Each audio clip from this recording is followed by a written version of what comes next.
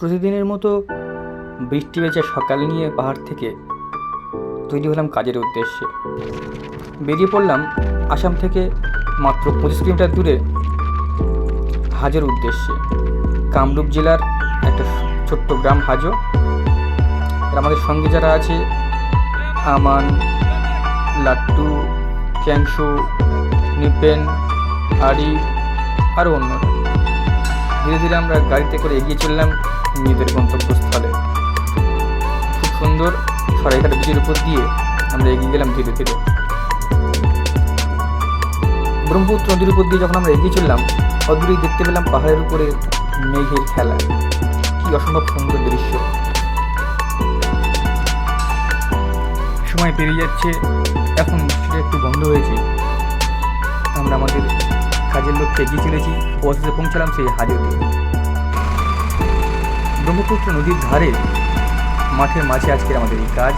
তাই আমরা ট্রাক্টরের সাহায্যে নিজেদের সমস্ত জিনিসপত্র উঠিয়ে কাদা মাটি আর জলের রাস্তা দিয়ে এগিয়ে চললাম মাঠের মাঝখানে। বেশ সুন্দর মনোরম দৃশ্য, ভালোই লাগছিল। বৃষ্টিটা বন্ধ হয়েছে এবং আমাদের কাজ আজ হবে। সময়টা গড়িয়ে একেবারে বিকেল পর্যায়ে। আজকে একটু দেরি হলেও হতে পারে মনে হচ্ছে। আমাদের আজকের কাজ হতে প্রায় রাতও হতে পারে। যাই হোক, বেশ সুন্দর মাঠের মাঝখান দিয়ে আমরা চলে এসেছি কাজের জায়গাতে সঙ্গে নিয়ে। বেশ মজাও লাগছিল। ধীরে ধীরে সন্ধ্যা নামলো। যখন রাত 11টা আমরা ফিরছি আমাদের কাজ শেষ করে। চারিদিকটা অন্ধকার, বৃষ্টির মধ্যে দিয়ে আমরা এগিয়ে চলেছি মেন রাস্তার দিকে। খুব গা ছমছমে আবহাওয়া, পরিবেশ, ভয়ও লাগছিল। সামনে কয়েকজন হেঁটে চলেছে, মোবাইলের আলো, এটাই আমাদের একমাত্র সম্বল। আর চারিদিকটা একদম নির্ঝুম, একেবারে অন্ধকারে, সেই সঙ্গে টিপটিপ বৃষ্টি। যেমন সুন্দর মজা, তেমনি ভয়। যাই হোক, সব মিলেমিশে এক সুন্দর পরিবেশ। অবশ্যই আমরা জল পেরিয়ে চলে এলাম আমাদের মেন রাস্তা।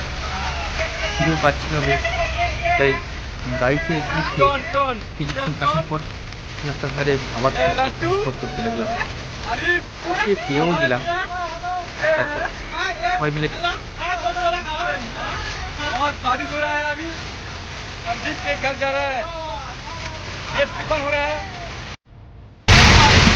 ये जिंदगी है हमारा, हर दिन का कभी धूप कभी बारिश, साथ ही साथ काम करना पड़ता है हम लोगों का। अभी एक जोर से तूफान आया, उसके साथ बारिश भी। हम ऐसे जा रहा है गाड़ी में।